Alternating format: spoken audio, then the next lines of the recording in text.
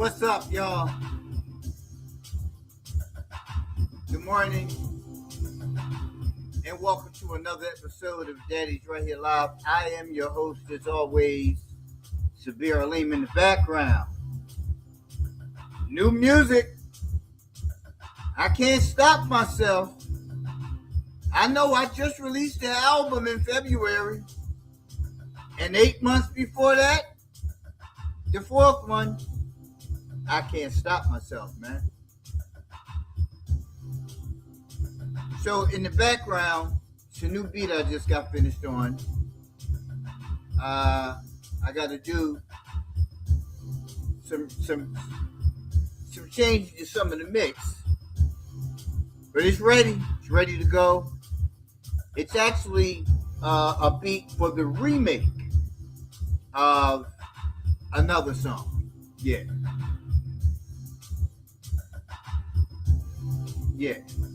So far I've done like 7 beats over the past week. 4 are finished. You know, when I do beats, I kind of go in for a minute, and then I come out, and I could start with 3, 4, 5 things. I can add more things along the way, but I don't look for just a standard beat. Everything I do has to be unique in every capacity. In every capacity. You know, people sample. I don't do none of that. This is raw.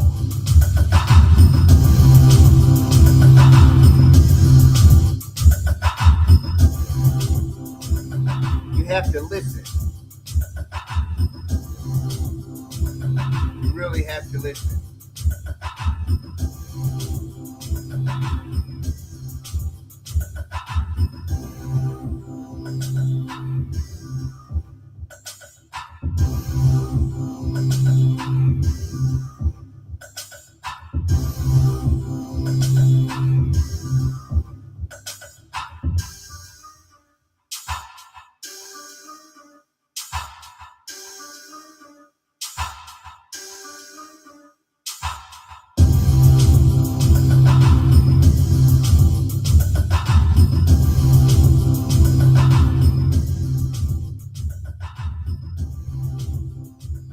There are 8 stems in this beat. 8.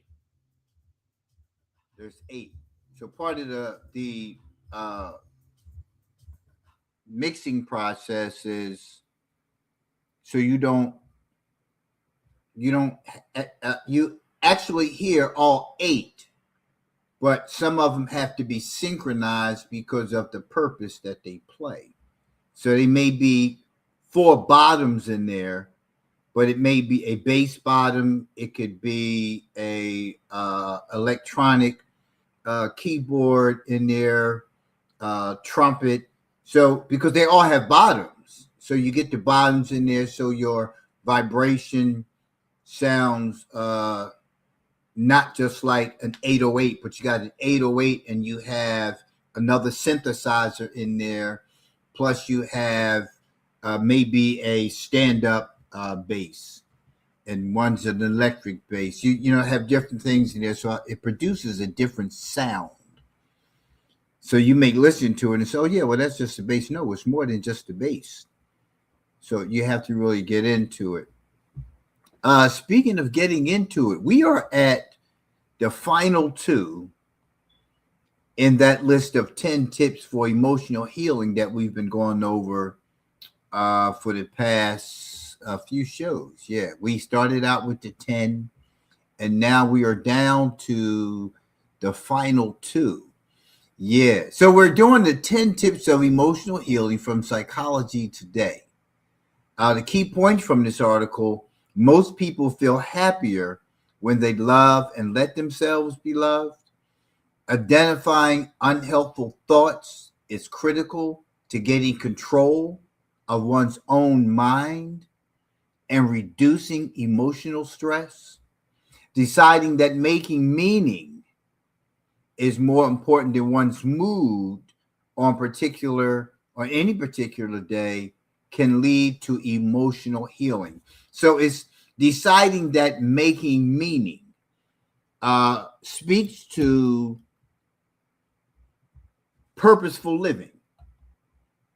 If you just get up every day and you go to work, you take care of the spouse, you take care of the children, you take care of everything that is under your leadership as a male, and in kind, the same for a woman, because a woman has a role of leadership as well. You know, when it comes to different parts of living, you have to begin to see, are you fulfilling your role purposefully, or are you just there? You know, are you being a husband? Are you being a wife? Or did you just want a wife to say that I have a wife, and vice versa? Because there is a difference between wanting a wife and wanting to be a husband, and wanting a husband and wanting to be a wife.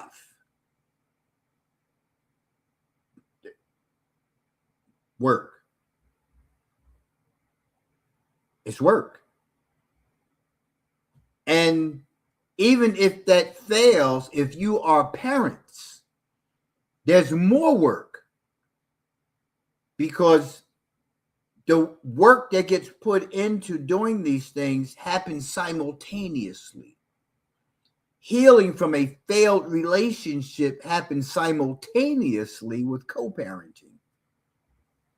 So while you're healing from the loss of the relationship, even though you want to claim to not feeling the loss because, well, somebody did something stupid that caused this to come to an end. But it wasn't until that incident that it was that way. So you need to move past your stuff. It ended, it's over. No human being is guaranteed. Nothing is guaranteed. Nobody is guaranteed. When a person makes the conscious decision to go outside of the relationship, they're aware of the consequences. No matter how good it was with the other, you knew the consequence. Whether it's never found out or not, doesn't matter. You know the consequence. Feelings get involved. If it's good, you're going back. And you're going to go back, and you're going to keep sneaking to go back because it's good. Not because it produces the long-term benefits of this relationship, the marriage, but because it's good and you got away with it. Nothing happened. Nobody found out. Then when it's found out, now you all beat up. Another layer of emotional healing that you have to do for yourself, because you lose the relationship with the other person, and no matter what capacity it is, you lose the relationship. Either y'all not together anymore, y'all not speaking. It was just, people have the right to deal with those losses the way they want, but they still have to heal. They still have to heal. So the first one on the list was be yourself. You must be yourself. This means asking for what you want, setting boundaries, having your own beliefs and opinions, and standing up for your values, wearing the clothes you want to wear, eating the foods you want to eat, saying the things you want to say, and then 100 other ways, being you. Just being you. And coming to understand what that means to be you, because some will take what I just said in a literal sense and just get slick out of the mouth to everybody and think that that's okay. If that's who you are, from what you've told yourself, that's fine. Just know there's consequences for that kind of behavior. Period. The way you've been, the way you're seeking to be, are two entirely different things. They're two entirely different people. Who you present to people is that really you? And someone said, yeah, that's me. No, I don't think so. I'd beg to differ, because you choose to be the way you are based on what others have suggested to you, have influenced in you, have given you at birth, and throughout the years of nurturing into becoming an adult. But you became all of these things that others thought you should be, and you picked and chose what you wanted to be. So it's real confusing. So don't really hold to this is who I am and the way I am, because it's easier than taking ownership and responsibility for the bad behavior. And a lot of times people do that. But that's just the way I am. Nah.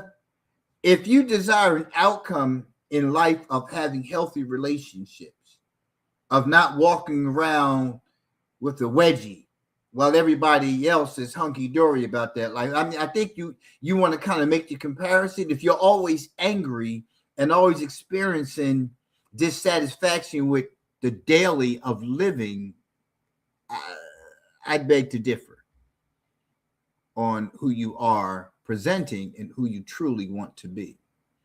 Invent yourself was the second one. You come with attributes, capacities, and proclivities, and you are molded in a certain environment. But at some point, you must say, not you should, be a good idea, maybe.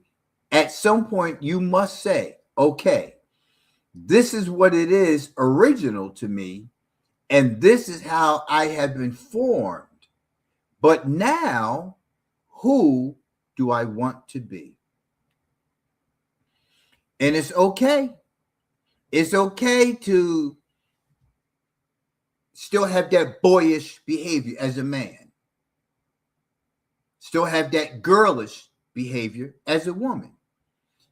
But understand that somewhere along the line, you have to confront whatever it is that resides within you in order for you to come into manhood and womanhood. You can't keep carrying that around and think you're going to have the success that you desire to have in life. I'm not trying to raise a little girl other than my daughters. And right now,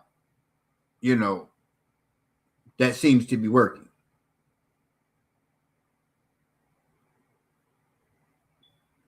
That's the raising that I'm doing when it comes to a girl or a female, a woman.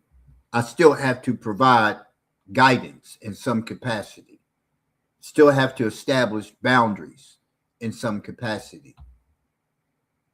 But I'm sure not going to take on a person who I seek to marry and have to deal with unresolved in a capacity of you want to be a boy, you want to be a girl, right?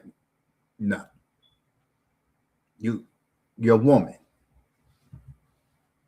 And I expect behaviors of a woman.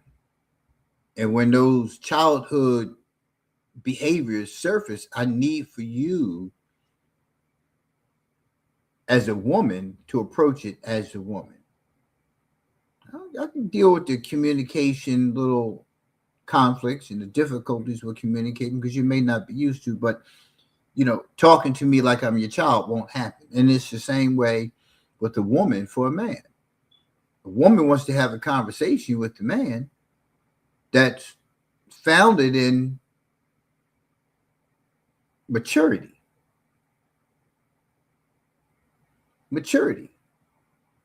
Yeah. Where you don't think putting your hands on her is the response to her bad behavior. Walking away, well, even though they'll say, be a man, stand up and just, you need to just, you don't define me as a man. You don't. But when you begin to, you can rest assured that this won't last long. Because for men, respect is love. Not the stuff you spew out of your mouth, on your way out the door, love you, babe, and on the phone and the little emojis and stuff. Now, that don't mean anything to a man. Man wants respect. That means you watch your voice tone. You watch your voice level. You watch your mouth and what you say. And if you have that mindset of, I can always get another one, well, you should do that now before this gets ugly. A man who gets disrespected claps back with absence. Yeah. Plain and simple. That's how we clap back, with absence. Sometimes total and unadulterated detachment. Yeah. Love and be loved. Part of our nature requires solitude, alone time, and a substantial, rugged individualism. But this isn't the whole story of our nature. We feel happier, warmer, and better, live longer, and experience life as more meaningful if we love and let ourselves be loved. So no matter what it is that you've encountered and endured and overcome in your life that seem to really put take the wind out of your sails of a sort, you still have to move on. You can't keep reaching back and, well, this person did this and this person did that, and you get triggered by, well, you get triggered by it, you need to do something about the triggers. That's not for me to sit back and keep allowing you to act that way because you got triggered. You need to detach that stuff and stop carrying it around. That's not my job. Your job is to get emotional healing. My job is not to provide emotional healing for you. My job is to be present in my condition and offer what I can in terms of guidance and suggestion. I don't do the healing for you. You do that on your own, because that becomes another layer of dissension between you and I when I begin to tell you how to heal. I'm not trying to tell you how to heal. I'm trying to tell you you need to go get some counseling. Counseling will help you, because I don't think this is the outcome you're desiring to have, and it's causing some difficulty. So I would suggest counseling. You may do better with individual counseling initially so you can come to understand some things about you and what you present with, as opposed to going into a session with both of us and we're just going back and forth. That's a waste of time. Because if you can't accept first and foremost from the gate that the issue is you, is your unresolved, then what's the point? Because I'm not wasting my energy going back and forth with you on some stuff that's clearly your issue. 4, get a grip on your mind. Nothing causes more emotional distress than the thoughts we think. We must do a better job than we usually do of identifying the thoughts that don't serve us, disputing them, and demanding that they go away, and substituting more useful thoughts. You are in control of all of that. You are in control of all that. You are in control of, when this happens, you replace that negative behavior with a positive behavior. It ain't that deep. It ain't that deep.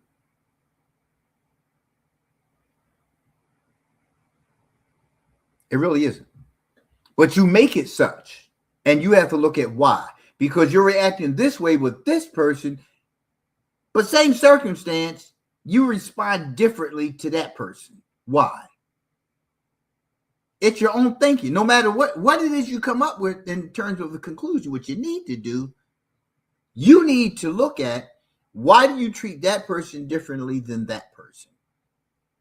And you'll see it's your perception of that person. You'll see that it's something that transpired between the two of you that you won't let go. So you continue with your revenge, your vengeful ways with this person. That's on you. It's not on somebody else. It's not something that you're going to put on somebody else and say, hey, no, it doesn't work that way. Forget the past. Number 5.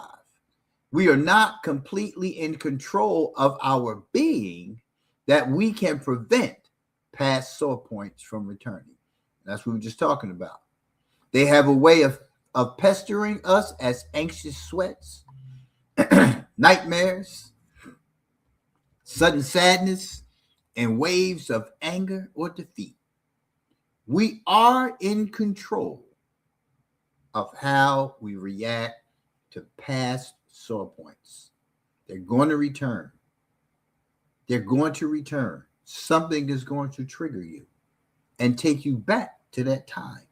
You are responsible for looking at that and keep asking yourself, why do I continue to react to that circumstance with the same level of intensity as it happened? You need to decrease that.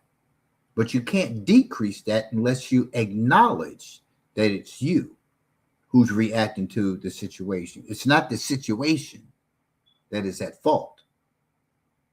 It's situations like this one that put you into a mindset of old, and only you can address that.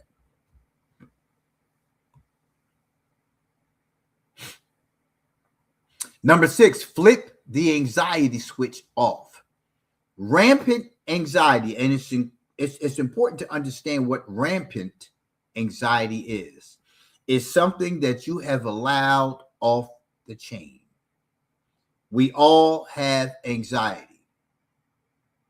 We all have anxiety to some degree. You can't exist in this life without some level of anxiety. You have situational anxiety, where something comes up, you're about to go over the bridge, and all of a sudden, bam, it hits you like, what? Oh my, you're getting ready to go in front of people.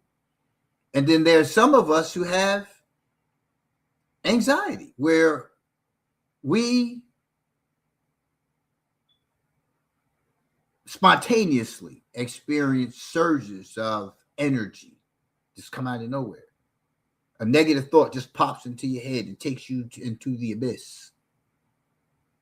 Yeah. There's medication for it. There's herbs for it. There are solutions. Understanding meditation and what meditation really looks like,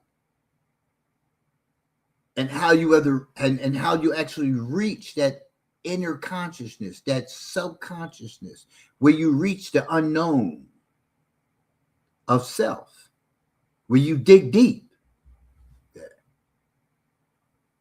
Where you dig deep.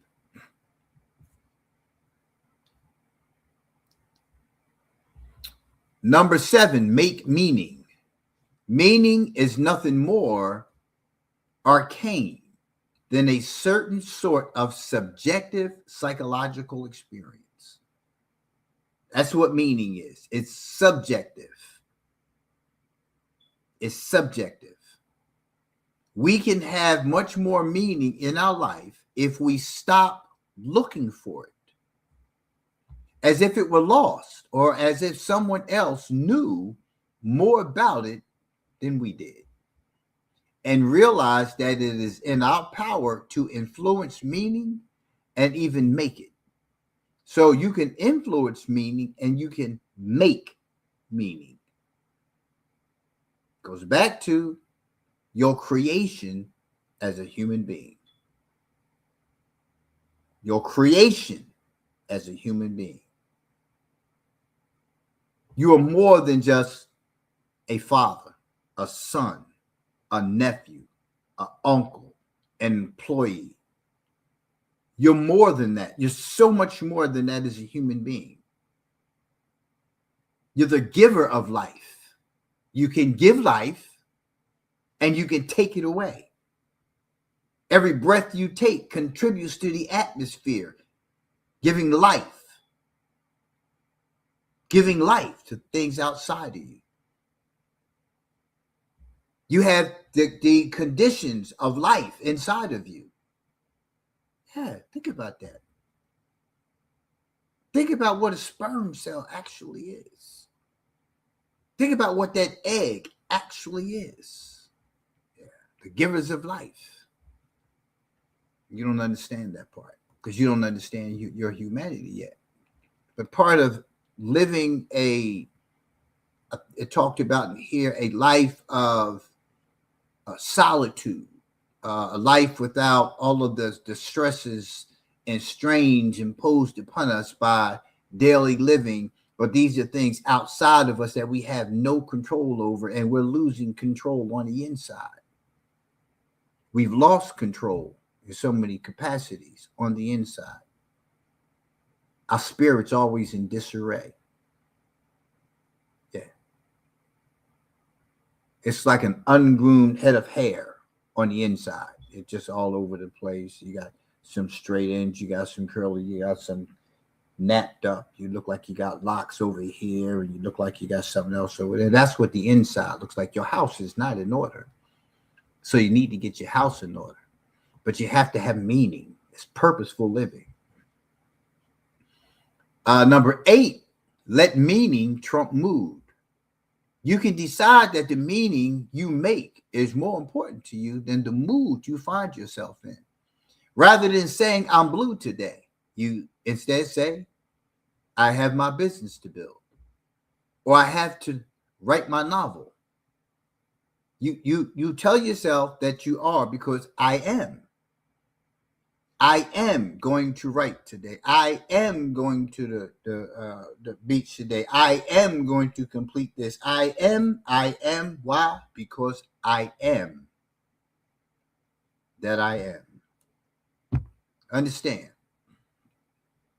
Number 9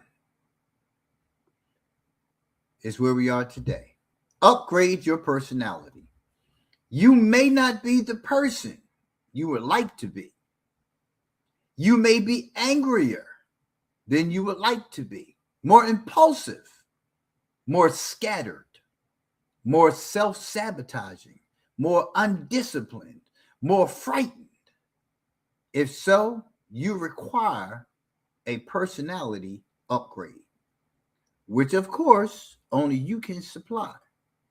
Only you can supply. Nobody can give you that upgrade but you.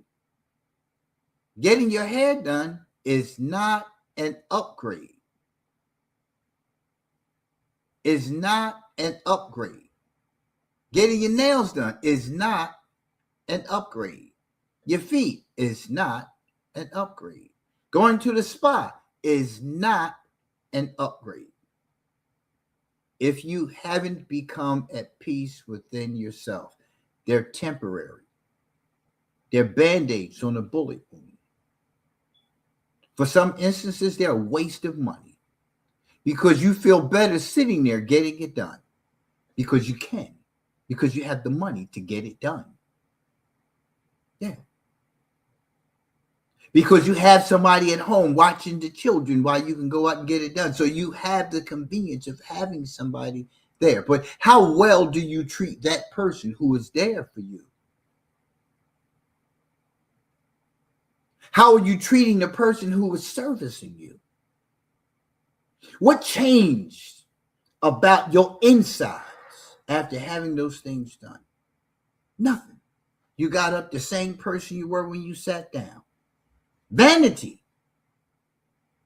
is the only thing you experience. You got a fresh cut, so now you want to, what's up, y'all? Got your nails done. Girl, listen. It gives you a look. But do you take a look at what you've just done? I went and got my nails done, right? So I was okay with spending $55. I got this, that, and the other done. But how do you really feel about yourself? You feel like you look good for who? You got your nails done for who? Oh, I like to keep my nails stay done. They get a little long sometimes and I cut them. Oh, well, you're not a woman. So I don't have to be a woman. I'm trying to help you to understand that when you contribute these things to yourself and tell yourself you feel better as a result of that, then why do you feel the way you do now? Why are you irritated? Why are you upset? Why are you angrier? Why are you still impulsive? Why are you still scattered? Why are you still doing these self-sabotaging behaviors? Why are you still undisciplined? Why are you frightened? Why? You just got your nails done. You just got a haircut. You just got a shave. Don't you feel better as a human being now?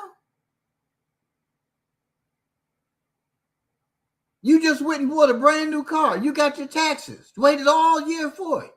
And went and bought yourself a brand new car. Put a down payment on it. You took $3,000 and you went and got yourself a G-Wagon. You got 5 years to pay it. 5 years, you got to pay $566 a month plus insurance. That's almost a stack that you put out every month. You have to put that out every month. You can't get up and I don't feel like it, and I need my hair done and my nails done, and I need a haircut. I can't go to work looking like this because but the bill don't look for none of that. The bill looks for payment.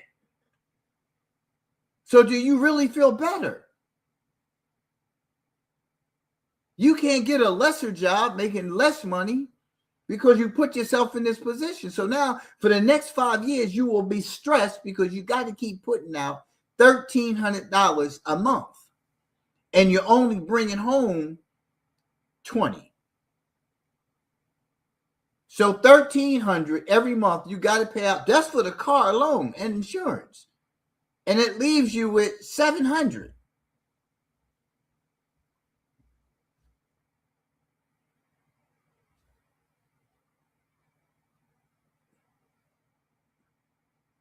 What are you doing? You're increasing your stress level. So now you got to give the car up because you can't pay your part. Now you're mad. You're still mad. So you ain't felt no better, but you wanted it and you got it and you didn't think it all the way through. Somebody told you can get insurance for $99. You paying $349 because you're financing the car. So now you got to put all this and so different states think I'm in Florida. So thank you, Governor DeSantis. So now we pay half, if not less, in auto insurance. They got a whole thing going on, man. They just had insurance and car sales and banks. They were just doing it to us with no grease, man. I got to have full coverage on the vehicle because the insurance company don't want to pay out all of this, and therefore I should be paying a higher premium in this. And you have to pay this when you get a car. You got to get the whole. But why is that? No, I'm paying insurance for when these things happen. If I don't have coverage, I got to pay out of my pocket. But y'all do everything you possibly can to not pay, even though you saw the video that from my car and then you drag your feet in it. Like you don't want to give me back my money. Anywho, so if so, back to this, if you maybe these things that we talked about, you maybe still feel these things and nothing has changed. Nothing outside of you is going to change that. You choose, if so, you require a personality upgrade, which of course only you can supply. You choose a feature of your personality you would like to upgrade. And then you ask yourself, what thoughts align with this intention? And what actions align with this intention? Then you think the appropriate thoughts and take the necessary action. In this way, you become the person capable of reducing your emotional distress. If you're in a relationship right now and you have all this unresolved from previous relationships and you keep beating up on the person you're currently with because you haven't moved past the stuff from your other relationship, why not start there? You know what I mean? Why not just start there? Well, why would you not start there? You're with this person. You see this person every day. Y'all in the house together every day, all day. That's your first line of difficulty. Why wouldn't you start there? Hey, listen. So we talked about so and so and so forth, and we've argued and fought about it and these kind of things. So I want to stop being so argumentative, confrontational with you. So you're stating your attention to the other person, and you stated to yourself. That's what you decided, that the arguments were the problem. You decided that the arguments were the problem. You've accepted that there's a part of you that continues to argue because of what previously happened to you in other relationships. The desired outcome didn't happen. And it's not the first time. It happens on a regular basis. And in your mind, you initially thought that it was just the other person. I just keep picking the wrong people. But then here it is, you have somebody, you've been with them a little longer, and it's not as intense as it was, but the lack of the intensity as it was before is because this person has a different style of confronting things. This person is more mature in these aspects that the others weren't, and it's something that you want, but you see that this one, even though it has more qualities to it, seems to be going in the same direction. And you've heard before what they're telling you they see as being the problem, but you keep looking at their reaction to the problem, which is coming from you. You're not looking at they're tired of it, even though they tell you. So this time you want to have the conversation about why it is that you feel things go all the way left. Not taking responsibility for all of it, but there's something in me that contributes to.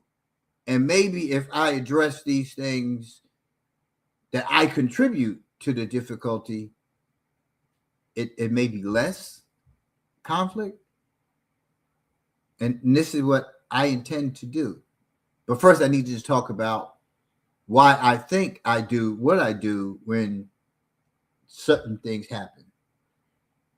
And then you try to use an example, noting a situation that recently happened. Because what you want to understand is if you go back to something that was really difficult, that really blew up and really turned into, it may do again the same thing, especially if it wasn't resolved. So like yesterday, for instance, is a good place to be unless something happened this morning. And usually it's a great idea if you can have something that just happened, which will prompt you to have this sit down. But you don't always have to wait until something happens. And sometimes people wait until something happens, but then it becomes, see, that's what I'm talking about, this here. And the other person says, this what? And then it turns into something else. So like right now, I'm yelling, you're yelling. I'm yelling because, and then you begin the conversation. I'm yelling because I feel blank when you blank. I feel like you're trying to intimidate me when you raise your voice. Because I don't like it when a man raises his voice at me. It triggers my other relationship, which was an abusive one. And matter of fact, a couple before that, turned abusive as well. Not all physically abusive, but verbally abusive. I don't like being yelled at by a man.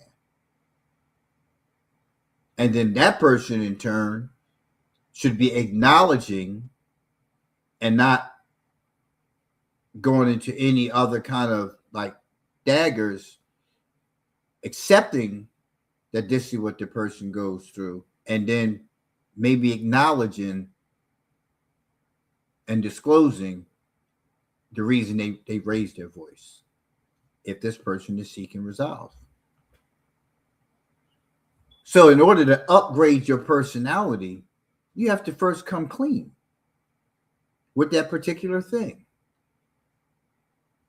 You know when you hurt somebody's feelings. You should know your partner enough to know that what you just said hurt their feelings. You see it in their reaction. You see it in their facial expression. You see it in the swagger or lack thereof. You see it, you know it. But you know you do that too. You know you're slick with your mouth. You know you're harmful with your mouth. That's your intent. That is your intent. Your intent is to be harmful because you feel hurt. And especially if you feel like you're being, the person is attempting to intimidate you. How do you react when you feel like somebody's attempting to intimidate you?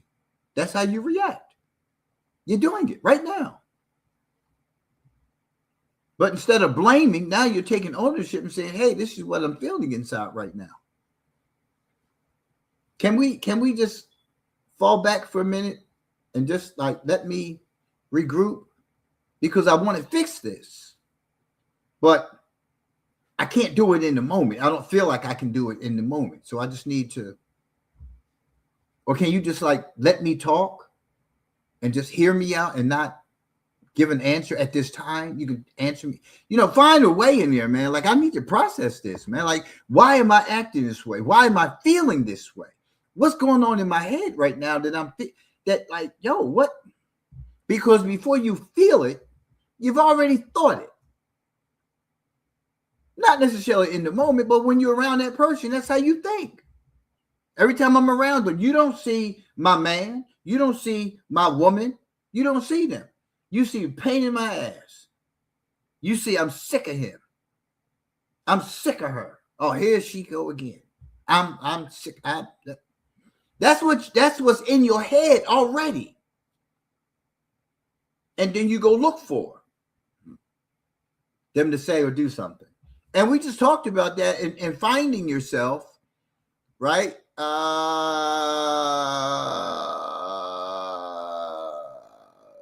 Be yourself was the first one. You must be yourself. This means asking for what you want, setting boundaries, having your own beliefs, yada, yada, yada.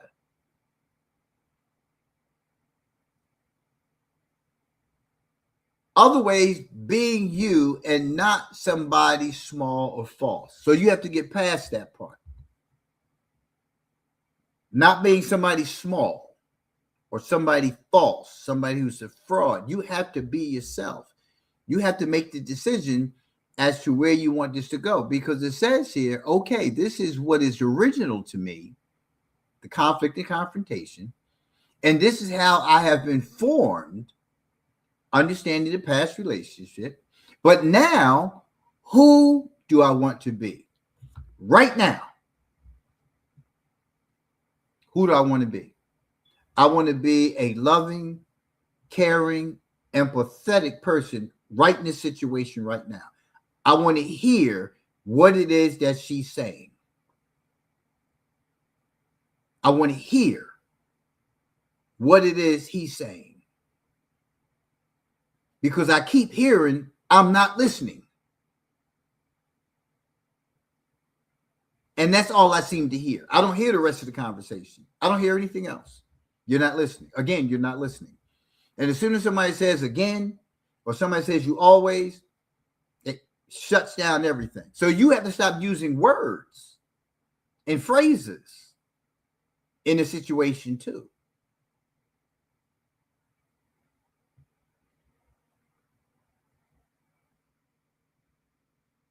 You choose a feature of your personality. Now, it suggests here that you choose a feature. I don't suggest that. What I suggest is when it presents itself, that's the time to work on it. That's the time to work on it. Because if you choose to work on raising your voice, but shutting down just presented itself, you can't skip shutting down because you don't want to hear what the other person's saying. That's the problem. That's what's happening right now. You just shut down.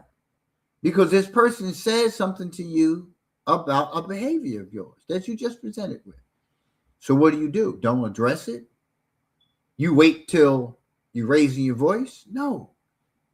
I just shut down. Why? Let me work on this right now.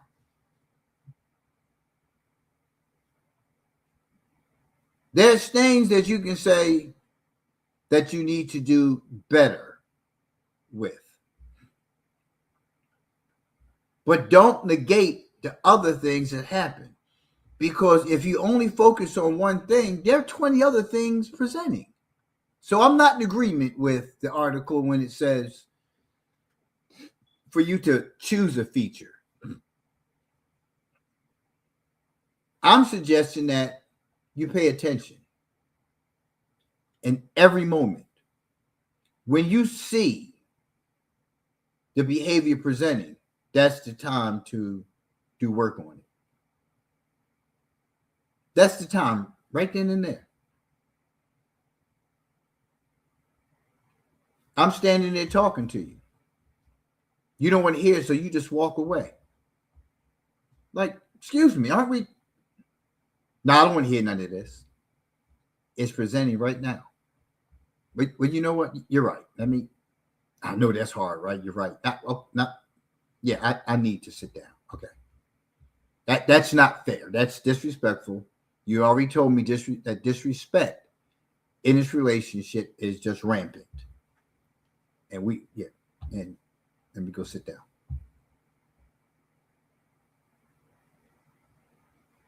I'll get to the eye contact, but I'm going to sit down. I'm going to sit facing you. I'm not going to sit sideways. I'm going to sit in front of you. And just know that when I'm going through difficulty in acknowledging and listening, just let me do it my way until I can work through the rest. Right now, I just need to stop walking away. I need to sit down. I need to show respect. I need to stop feeling like you're doing something to make me feel smaller than when it's actually me who's feeling smaller than, because I'm guilty of the behavior and I'm embarrassed because this is not who I am. Now, remember the original conditioning. Then remember what formed that conditioning. And remember now where I'm trying to go right now. It's not going to all happen in that moment. You're going to just stop and you're going to have a seat. And you're going to face the person. You're going to show the respect the person is due. You wouldn't be with that person if they didn't deserve respect, right? Because everybody needs to begin to see efforts from each person. Everybody needs to be able to show that there's effort here to bring about change.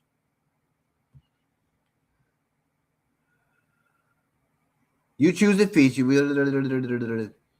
You ask yourself, what thoughts align with this intention?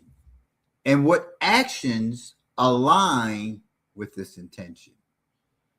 Thoughts. I could lose this relationship if I don't stop raising my voice. And what actions align with this intention? So we talked about the thought. Now we talk about the actions that align with this intention. And we just talked about it. Stop. Have a seat. Then you think the appropriate thoughts and take the necessary action in this way. You become the person capable of reducing your emotional distress. You just did it. You took it off of you. Number 10, and the last one, deal with circumstances. Would you experience more distress sunning yourself at the beach or facing a long jail sentence? Think about it. Would you experience more distress sunning yourself at the beach, tanning, if you don't understand sunning, tanning yourself at the beach, or facing a long jail sentence? Which one would give you the most distress? Right? Circumstances matter. Our economic circumstances matter. Our relationships matter. Our work conditions matter. Our health matters.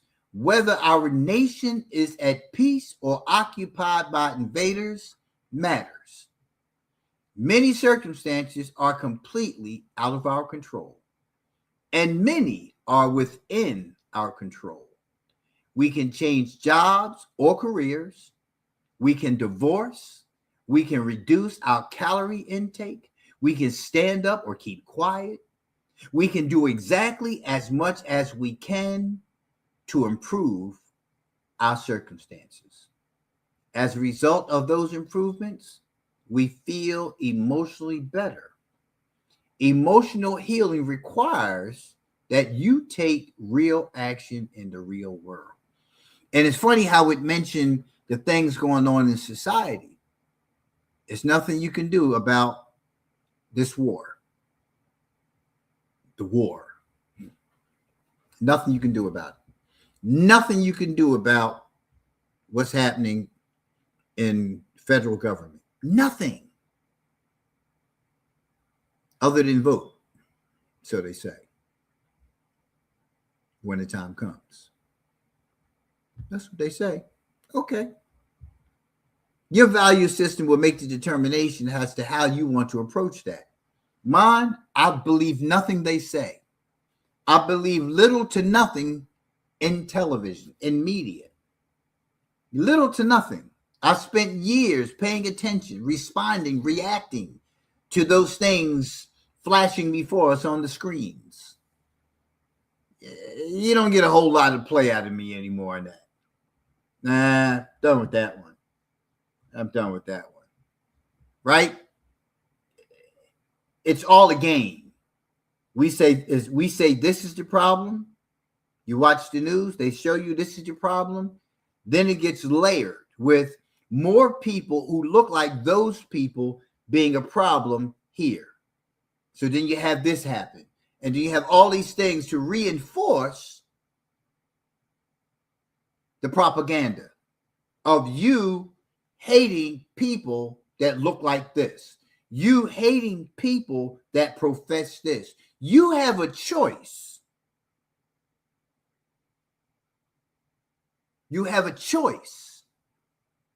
And because you have a choice, the intent of the mass media propaganda is to make it in your face constantly so you're sick of it. You're sick of hearing it. And then when you go out and you see people who look like this, the one they keep brandishing in front of you, you feel that too. All these diversionary tactics to keep you from getting your mind right, from you getting your life right, from you taking control of your life. These things control our lives.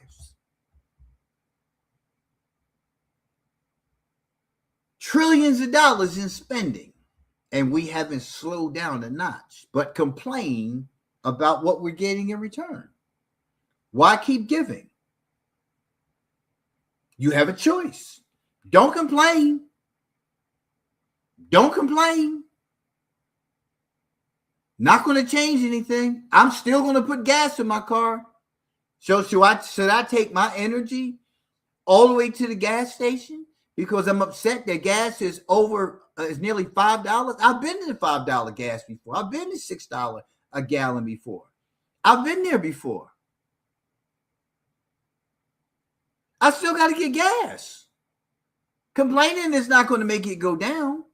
It's going to make my pressure go down when I stop focusing on it. When I stop focusing on this other stuff that's going on in the news, I can control that. I can turn it off. I can watch a movie. That's all I'm watching anyway. It's entertainment. It's entertainment. Why do you think news is like it is? It can't be good news. We keep hearing about this good news. Why isn't good news on the TV? Why isn't this society that's supposed to be so much a Christian society showing Christian-based media, such as music and other areas of entertainment. And why isn't that flooding our media? Good living, good life, righteous living. Why isn't that all in our news? If that was the intent, how many medications do we have that heal anything? Think about it. All these years, billions, trillions of dollars donated, keeping these people working. But still, no cure given to us.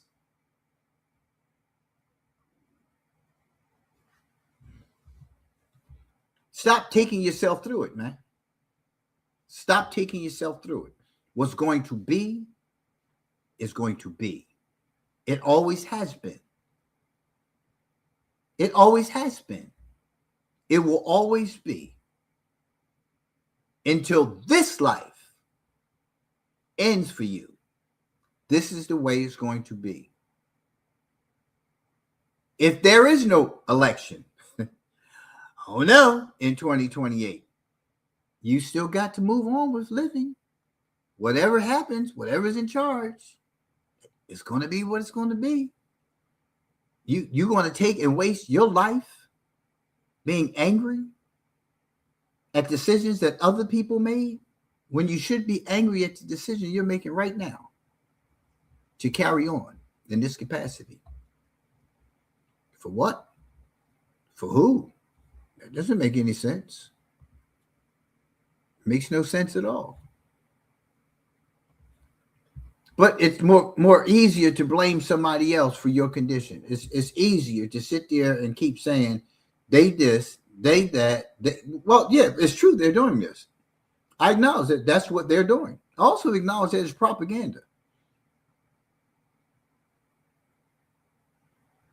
You can fact check anything you want. Somebody's going to always come with the stonewall of, well, you tell that to the families of the deceased. The families of those who are laying on the ground in those bags, the ones who are in these coffins, tell that to their families. Part of supporting propaganda is always introducing other players into it so you can hear from other players. That's the whole intent of propaganda. This happened, so now we're going to put, Dr. So-and-so. Oh, this is a doctor. Now we're hearing from a doctor. That's what happened with COVID. Let's put Dr. Fauci out there. Then you have this other stuff going on. Forgot what it was. Now you're seeing Dr. Oz in the news up there. You start introducing all of these people because you believe one of these people. Which one do you believe? One person gives you the inkling of accepting this to be true because I like Dr. Oz. It's a lot that I learned from watching his show. Let me put him up there. Well, I can't say such and such, but I can, right? So, because they have to pad the problem. Come on, y'all. Lastly, who knows if we are in the throes of a new depression epidemic or a new anxiety epidemic, or whether keen emotional distress has been a significant feature of human existence from the beginning. What is different now is that the paradigm of self-help is completely available to anyone who would like to reduce his or her emotional stress. You can understand yourself. You can form intentions and carry them out. You can learn from experience. You can grow and heal. Naturally, none of this is true if you are unwilling to do the required work.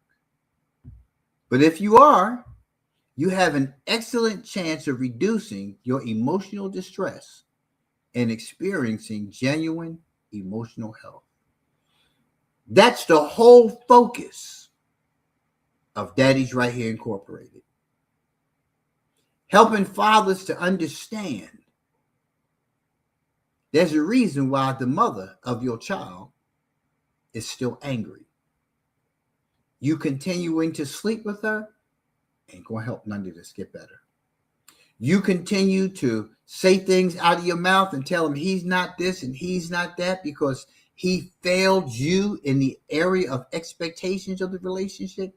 Ain't going to change nothing. It was done. Can't take it back.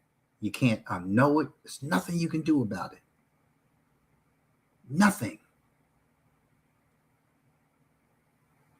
But there is something that you can do about accepting that she had hopes, dreams, and aspirations that may not look entirely like yours. You may have wanted the sun. So did she. You may have wanted the house with the white picket fence. Didn't matter to him. But you both had a vision of your life and the kind of life that you wanted to have. The kind of life that you want the child to have. And it didn't happen that way. It's not going to happen that way. You can put everything in place that you think is going to give you this. You can get the house. You can get the husband. You can get the wife. But everybody comes with stuff. Everybody. If you're not willing to compromise, if you're not willing to yield, if you're not willing to accept the word, obey, and understand what that means in marriage,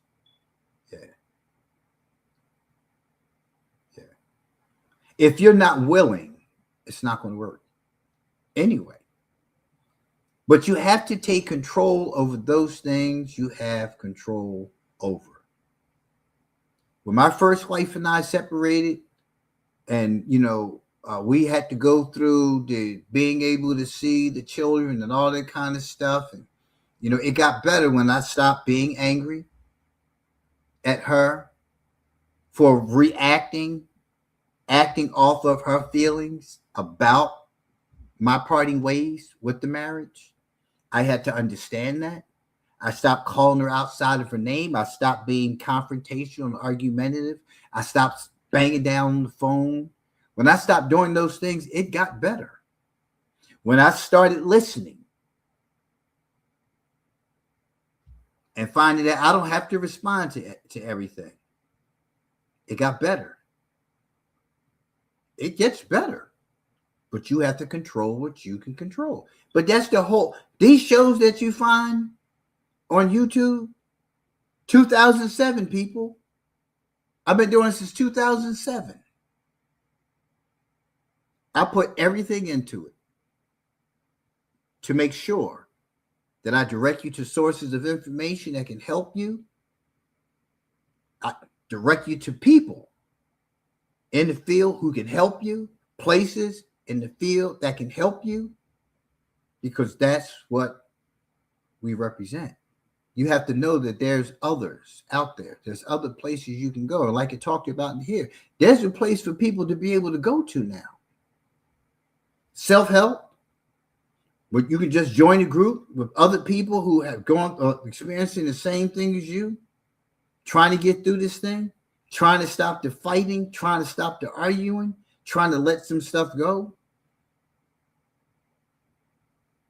Because every time you say but, and you put a complaint in there, you can say but, and you can put a solution in there, but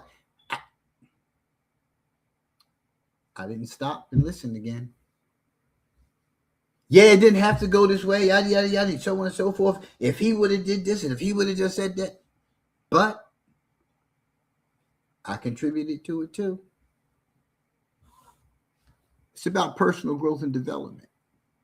I don't want to be the same person today who I was yesterday. I want to be better. Each day I want to improve. I want to keep improving. So again, I don't suggest, the article suggests picking the behavior and focusing on the intent behind changing that behavior. I want to be better in every circumstance that I interact with people in, because I know what it was. I know where it came from. I know the why in most cases. And even if I don't know specifically the why, I know there's a why that can be answered by me because it's my behavior, because the events happen to me. That's why I remember.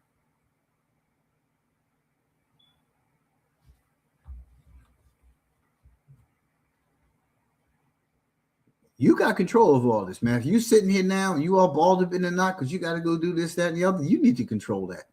I tell my 3-year-old all the time. You want to sit there and cry, so it feels better to cry than to accept that you won't be getting that peanut butter and jelly, that you won't be getting that snack, that you won't be taking your tablet to bed with you. You rather sit there and cry. You feel better as opposed to just accepting it, because it's not going to change. I'm still not going to give it to you. You're still not going to get it. You're still not going to have your way, but you rather cry. Okay, you want to feel that? Go ahead. You want to feel sad, agitated, frustrated, whatever it is that you feel, you want to feel that? What do you feel? But you don't want to feel that. You want to feel happy, right? How do you feel happy? No, well, you won't be getting a snack. So we already took that off the table. You won't be getting your tablet. That's off the table.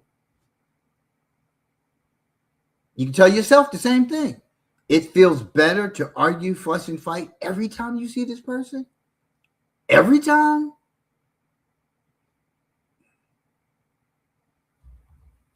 I'm just saying.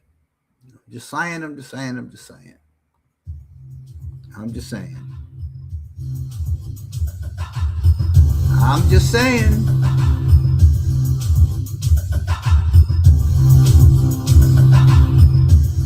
I'm just saying.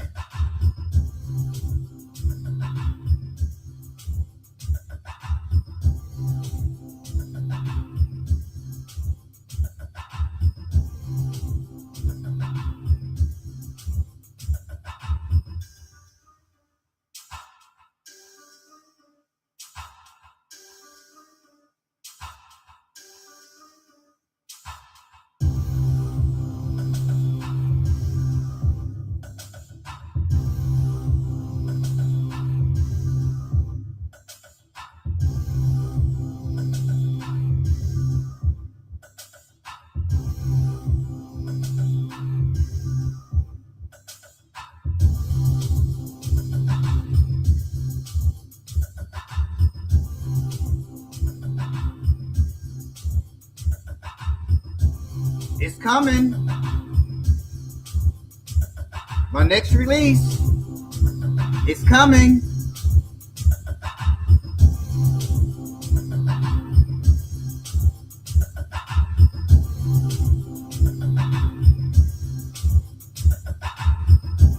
Roses are red, violence is blue.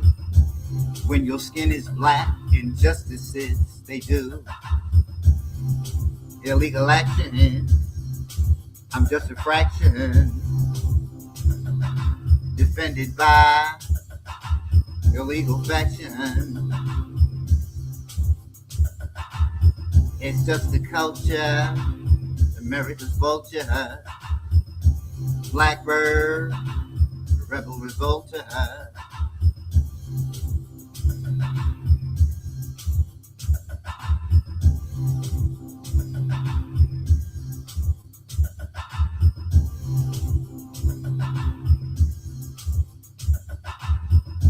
Rebel revolter,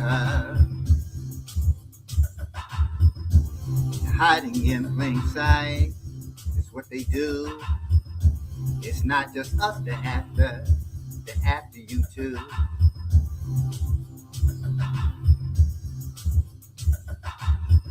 Big trucks, bright lights, symbols of Old South. Please surrender when in doubt.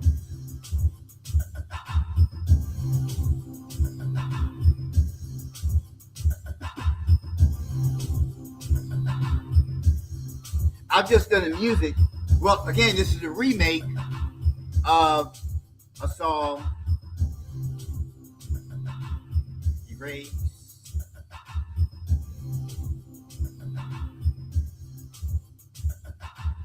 erase.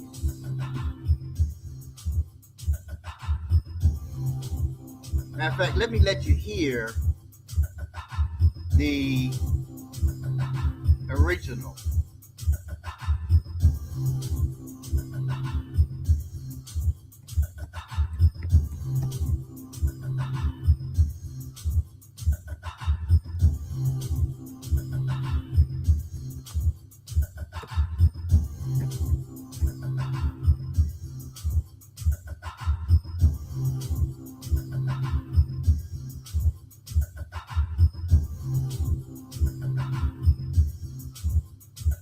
Erase. So it's between erase and these are just showing. This is the preview. Let me let you preview this.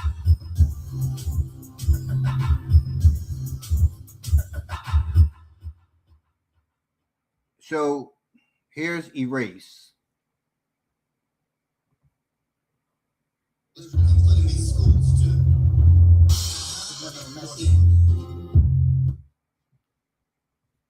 This is just going to show me.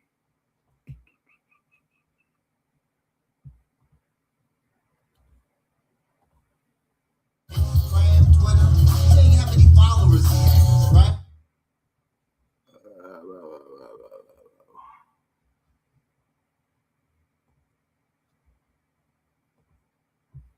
Of their vision of the kingdom, of their vision of the kingdom, of their vision of the kingdom, experiencing a spiritual upheaval, be it good or evil, whether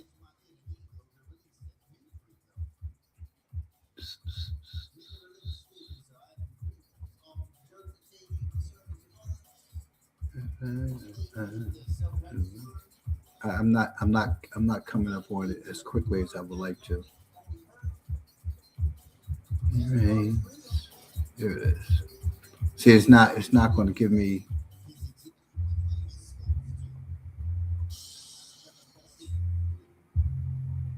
Here we go. Roses are red, violets always blue. When your skin is black, don't survive. Injustices they'll do.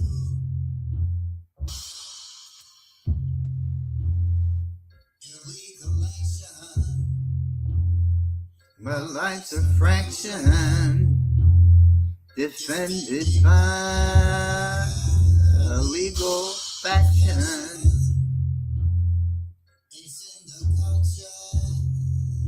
America's vulture.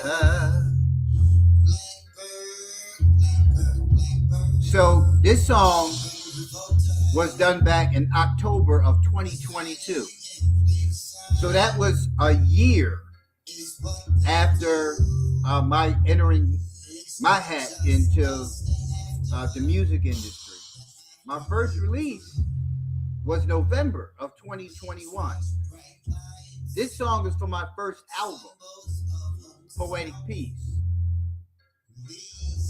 So at that point, I hadn't progressed in my artistry of the artistic aspects of the lyrics and things of that nature. So being a speaker, a conference speaker, a lecturer, I was able to deliver, and still am, deliver certain,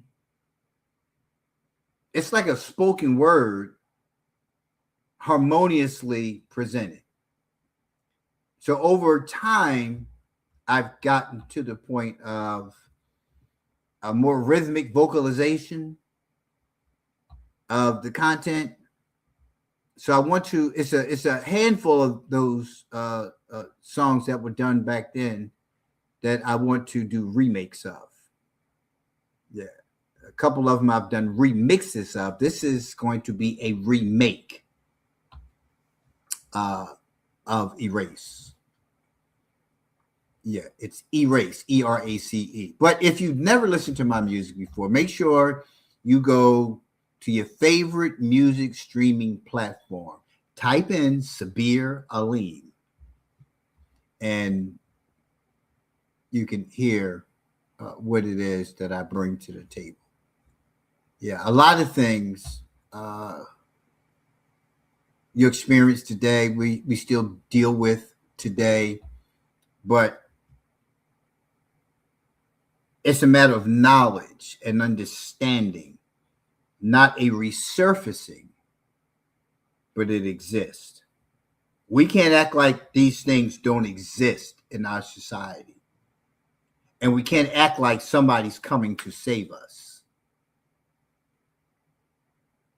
Save yourself first. And then condition yourself to be prepared for whatever comes. But what is. This ain't the past. There's still people that exist that want to hurt other people because of the color of their skin. It's not the whole, but they still exist. And I feel like there's been a shift in our society where people are no longer just sitting and being complicit.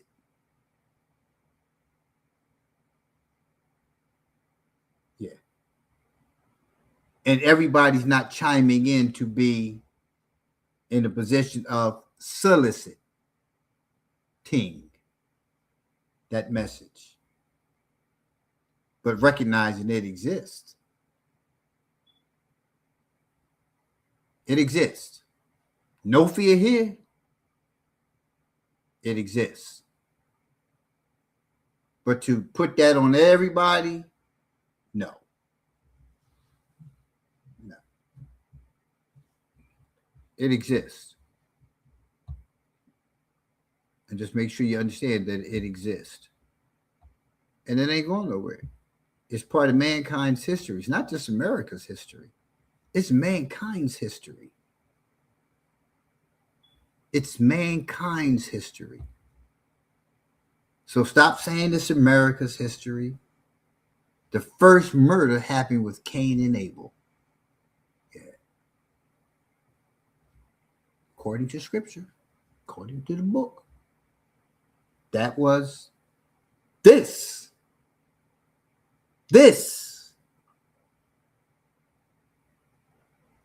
story of us.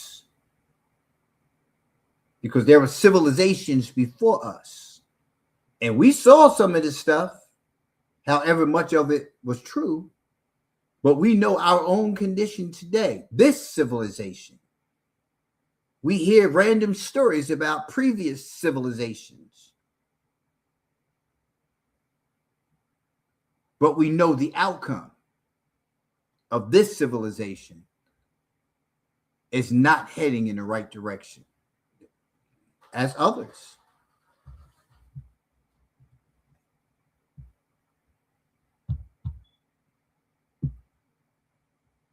So whatever happens in this life, you need to be prepared because life goes on. No matter what it is, life goes on. Keep it moving. Keep it moving. Death is life. Whenever it comes, it's going to come. You can't stop it. Nothing you can do about it. No sense in running around in fear of something that's inevitable. Y'all have a great day. I'm your host, as always, Sabir Aleem. Make sure that you join me on Friday for another episode of Spot. Make sure you join me Sunday morning for another episode of Daddy's Right Here Live. Hey, and the stuff in between, because I do a lean for you live. I come on here and I do that whole piece showing you what's happening in the lab, what's being created. This week I'll be working on men's sweatshirts. When you see our sweatshirts, you'll be like, yeah, I definitely need that. You can wear our sweatshirts with sweatpants. You can wear them with a pair of khakis, a pair of shorts. These are not just standard sweatshirts. These are all over print shirts. And what I mean by all over print is the whole thing is designed. We do textured 3D looking designs. So you got a white sweatshirt, it'll look like some kind of fabric other than that which it is. You make it look like brushed cotton, can make it look like it's a leather, and whatever it is, it can be made to look like something that it's not. Oh yeah, I'm going to do one that looks leather. Guarantee you're going to have people walk up touching that thing. It's going to look like it's leather. Yeah. And it's a sweatshirt. Yeah. That's the kind of stuff we put out. I don't know what the other people putting out. Well, I do know, and I know I wouldn't buy most of that stuff. But that's what we do. Yeah. Wait till you see the first leather sweatshirt. You're going to be like, yo, this joint is what's up. People are going to think you're crazy. Because why you got a leather? Now, this joint ain't leather. Yo, what's... Yeah, we got some stuff for you. The only place you're going to be able to find it, leave for you.net. Y'all have a great day. Peace.